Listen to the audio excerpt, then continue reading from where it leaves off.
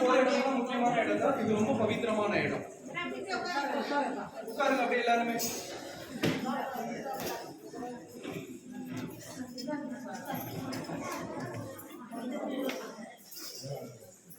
வாங்க உள்ள முன்னாடி வாங்க. நீங்க எல்லாம் பிரபுக்கலா சுவாமிகள் அவங்களுடைய ஆராதனை உற்சவ மூர்த்தி.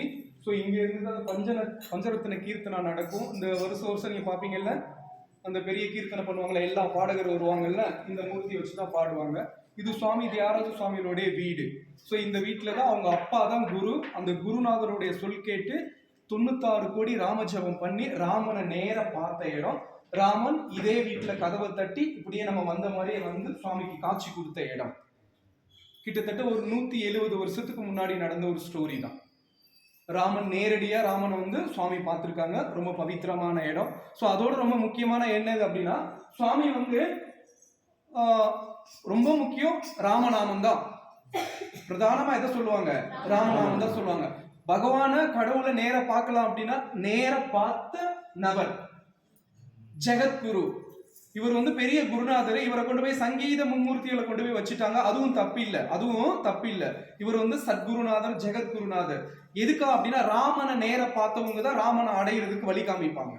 ராமனை நேர பார்த்தவங்க தான் ராமனை அடையிறதுக்கு வழி காமிப்பாங்க. சுவாமி பார்த்தாங்க. தன்னுடைய 84வது வயசுல சன்னியாசம் வாங்கிக்கிட்டு அவருடைய சமாதி அங்க இருக்கு. அங்க போய் நம்ம பார்க்கலாம். சுவாமி யூஸ் பண்ண கேணி பின்னாடி இருக்கு. இது சின்ன ஓலை குடிசை தான். ஓலை குடிசையில குஞ்சவர்த்தி எடுப்பாங்க, தன்னுடைய ஃபேமிலியை பராமரிப்பாங்க. 24 மணி நேரத்துல வெறும் 20 நிமிஷம் தவிர மற்ற எல்லா நேரத்திலயும் ராமஸ்மரணம் தான். பகவான் ராமனை மட்டும்தான் நினைப்பாங்க.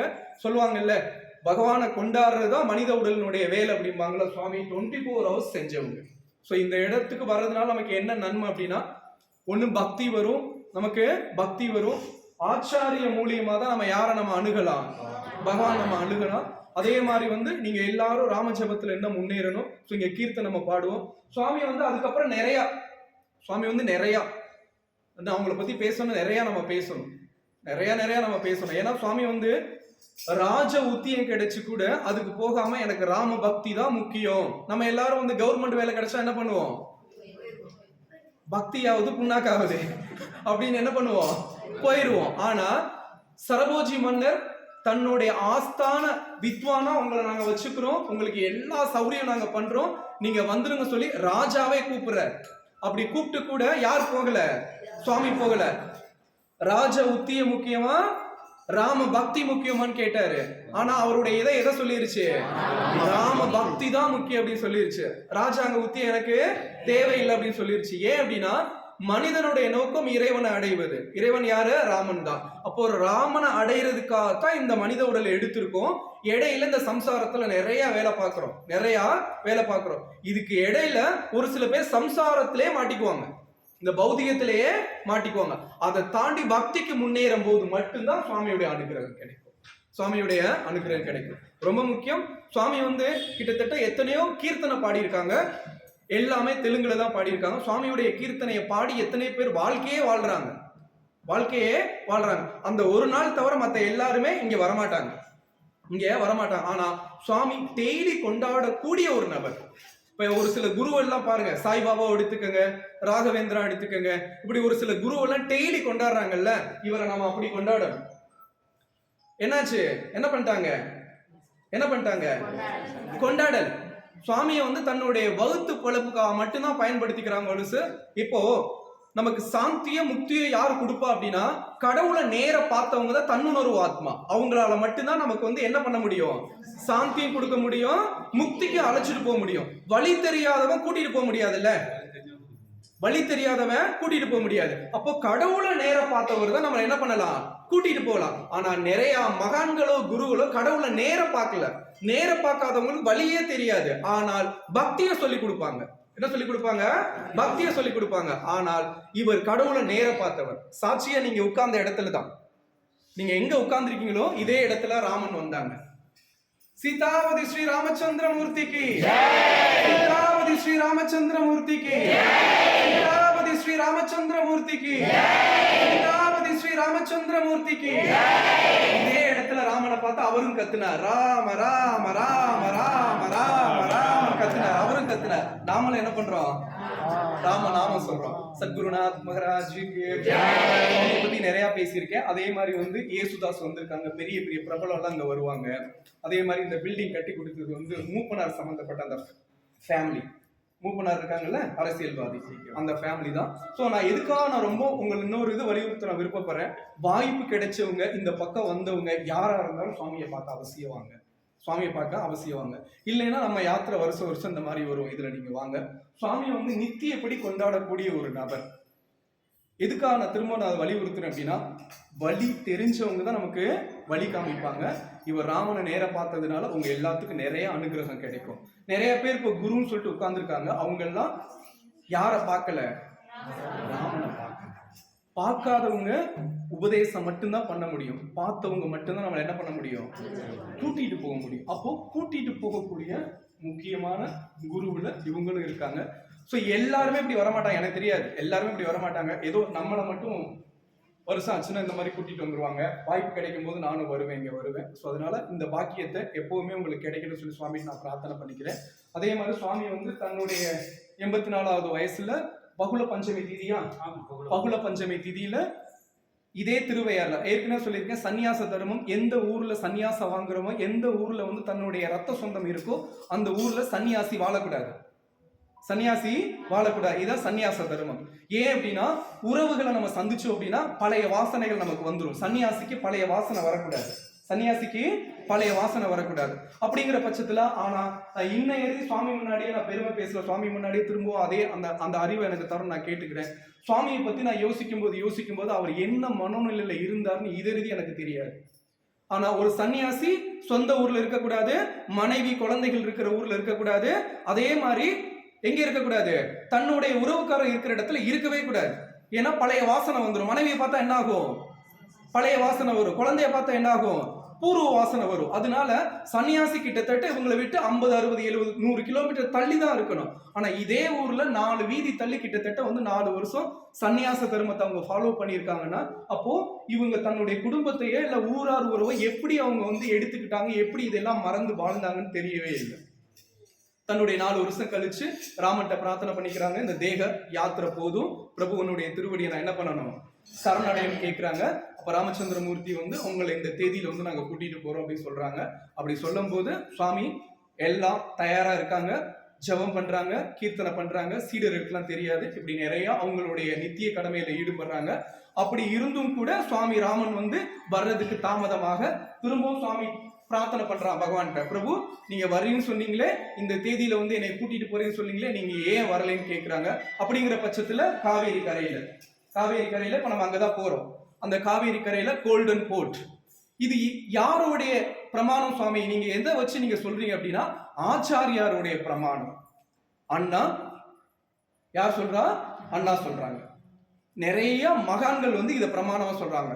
தியாகராஜ சுவாமிகளை ராமனே கோல்டன் போர்ட்ல வந்து கூட்டிட்டு போனார் சொல்லி மகான்களுடைய வார்த்தை, எங்களுடைய வார்த்தை இல்ல. யாருடைய வார்த்தை? மகான்களுடைய வார்த்தை. நம்ம யாரையாச்சும் நம்பணும் அப்படின்னா, யார் வார்த்தையை நம்பணும் அப்படின்னா, மகான்கள் வார்த்தையத்தை நம்ம பிரமாணமா எடுத்துக்கணும், ஆதாரமா எடுத்துக்கணும். அப்போ நிறைய மகான்கள் சுவாமி வந்து கோல்டன் போர்ட்ல ராமனே கூட்டிட்டு போனார் அப்படிதான் சொல்றாங்க. அந்த காவேரி கரையில ஒரு பெரிய வெளிச்சம், அந்த வெளிச்சத்துக்குள்ள கோல்டன் போர்ட், அந்த கோல்டன் போர்ட்ல சீதா துடுப்பு போட ராமன் வந்து இருக்க, தியாகராஜ சுவாமிகளை தியாகராஜா நீங்க வரலான்னு கூப்பிட சுவாமி வந்து தன்னுடைய உடலை விட்டுட்டு ஜோதியா மாதிரி ராமனோட ஐக்கியமா போயிட்டாங்க. ஸோ ராமனோட ஐக்கியமா போயிட்டாங்க. அதே நாள் அந்த போட்டும் மறைஞ்சு போயிடுச்சு. அப்போ சுவாமியை நேரடியா ராமனே வந்து என்ன பண்ணாங்க, வைகுண்டத்துக்கு அழைச்சிட்டு போனாங்க. சுவாமியோடைய அவருடைய அச்ச திருமேனி இருக்குல்ல, அவங்களுடைய திருமேனி இருக்குல்ல, அந்த திருமேனியை சமாதி பண்ண இடம் தான் அங்கே இருக்கு. அங்கேயே நம்ம ரொம்ப பவர்ஃபுல்லான இடம், ரொம்பவும் பவர்ஃபுல்லான இடம். சுவாமியை ரொம்ப எதுக்காக நான் சொல்றேன் அப்படின்னா, சுவாமி ஏதோ ஒரு எல்லாரையும் மாதிரி 100ல் 1 நம்ம நினைச்சிடக்கூடாதுங்கிறதுக்காக நான் வலியுறுத்துறேன். 100ல் 1 நினைச்சிடக்கூடாது. ஏன் அப்படின்னா, ஒண்ணு நல்லா கிடையாது, சங்கீத மும்மூர்த்திகள்ல இவர் வந்து ரொம்ப முக்கியமான மூர்த்தி. யாராரு? தியாகராஜ சுவாமிகள், ஷியாமா சாஸ்திரிகள், முத்துச்சாமி தீட்சிதர். பிதாமகர் யாரு? புரந்தரதாசர். புரந்தரதாசர் யாரு? நாரதருடைய அவதாரம். தியாகராஜ சுவாமிகள் யாரு? வால்மீகி ரிஷி. தியாகராஜ சுவாமிகள் யாரு? யாருடைய அவதாரம்? இவரு வால்மீகி ரிஷியினுடைய அவதாரம் தான் தியாகராஜ சுவாமிகள். சாஸ்திரம் சொல்லும் பகவான 2 பேரும் ஆச்சாரியரா பகவான 2 பேரும் நம்ம கூப்பிடுவோம். வியாச பகவான், வால்மீகி பகவான். பகவான் அப்படிங்கிற ஒரு பட்டம் நம்ம கொடுக்கலாம் அப்படின்னா வால்மீகி பகவான், வியாச பகவான் இவங்க 2 பேருக்கு தான் சேரும், வேற யாருக்குமே சேராது. அதுல பகவானா இருந்தவங்க தான் வால்மீகியா வராங்க, வால்மீகியா இருந்தவங்க தான் யாரா வராங்க, தியாக பிரம்மமா வராங்க, தியாக பிரம்மமா வராங்க. அப்ப இவங்களால முடியாது ஒண்ணும் இல்ல.